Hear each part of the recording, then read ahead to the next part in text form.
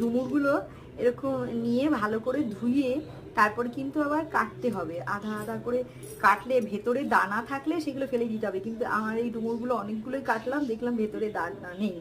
তো সে এরকম দানা থাকলে ভেতর ভেতর থেকে দানাগুলো ফেলতে হবে। আর সেই দানা না থাকলে কেটে সেগুলো প্রেশার কুকারে তারপরে একটুখানি সেদ্ধ করে নিতে হবে। প্রেশার কুকারে সেদ্ধ করার পর তারপরে মিক্সিতে গ্রাইন্ড, তারপরে জিরে জিরে গরম মশলা আদা দিয়ে নেড়ে নিলে খুব ভালো লাগে, একটু নতুন ধরনের তরকারি হয়।